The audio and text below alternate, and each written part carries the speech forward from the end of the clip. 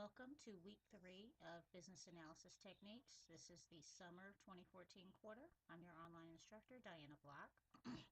So in week 3, we're actually going to read chapter 3, and I do have the chapter 3 PowerPoint attached here. And you have a discussion due this week. So in the discussion, make sure you make a main post with your own responses, and then also make at least 2 response posts to your classmates. And this week in the discussion, you're going to talk about the decision-making steps as they're explained in Chapter 3. There are 6 steps to the decision-making process. And you want to talk about a previous decision you've made and how closely you have followed those decision-making steps that are given. So in addition to the discussion, you do have some problems to work, and I have a copy of that assignment right here. Grab it. So after you have read chapter 3 and reviewed those PowerPoints, you'll recognize these problems. So problem 1 says, what's the max and max decision, the max and min, the equally likely, criteria of realism. So all of this is in chapter 3. And it talks about which decision you're going to make based on different criteria. If you want the optimistic decision, the pessimistic decision, the equally likely, etc. So all of these things are explained in chapter 3. And so I'm going to ask you to focus for question number 1. You're going to see this on pages 68 through 70. And again, I'm giving the e-textbook page numbers. Let me go look at the e-textbook real fast. The e-textbook page numbers, this page number down here when you're in the e-textbook. It may be different if you happen to have a hard copy. But yeah, on pages 68 through 70 is where you'll see all of these items explained and how you make decisions based on those different criterias. So you'll apply what you see in pages 68 through 70 to the table up here to get each of those responses. So then on problem 2, you are going to calculate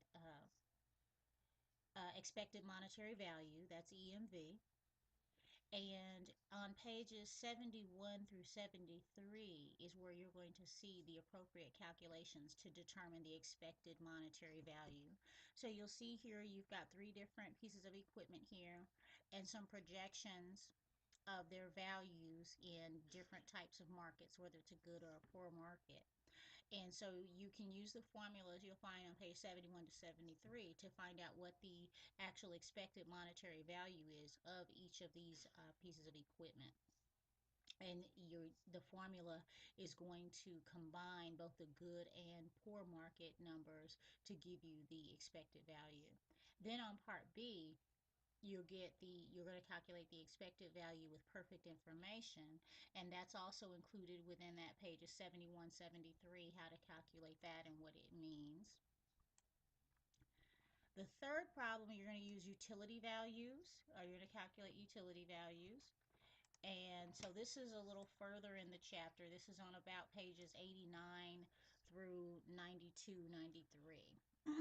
So you're going to use the table of information given here and use the chart that's provided here and put in the utility values. You're going to replace these numbers with the utility values that you find in the table correspond to it for part A.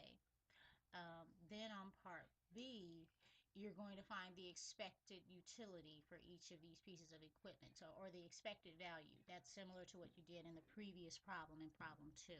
We're just using utility values instead of dollar values, but you're going to still calculate the EMV for part B. And then the last problem, problem 4, is a review of previous formulas that you've used. So it's going to be those same page numbers that I've referred you to for the other problems. And you're given some information here about someone who is thinking of opening a bike shop. So the first thing you're going to do in part A, using all this information, is to calculate the EMV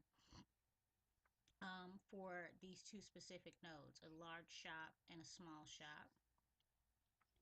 And so that will tell you what decision should be made if you have this decision to make. If you're deciding between a large shop and a small shop, um, what decision will you make? And you're going to calculate EMV to determine that. And then on part B, you're going to do additional EMV calculations just for a different node. If you reach node 4, and it tells you to calculate the EMVs of these two scenarios, expected monetary values. Then on part C, you're going to find the EMV again of another node, node 2 and 3. And so you're just calculating expected monetary values. Again, you are going to encounter that in problem 2 or up above, and those formulas are on pages 71 to 73.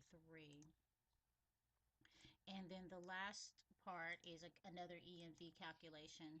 Problem 4, part D, calculate the EMV at node 1, and you're going to determine if you should conduct the survey or not that they're talking about in the problem. So again, I just give you an overview of what you should be expecting. This is all going to make a lot more sense after you've read the chapter and reviewed the PowerPoints. So you're going to go over all that information, but I did want to give you those specific page numbers just because there's so much. When you're ready to do the assignment, you know where to kind of focus to look for the exact things you need to complete the assignment.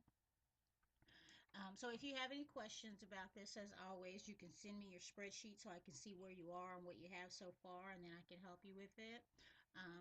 My contact information is all in the instructor area.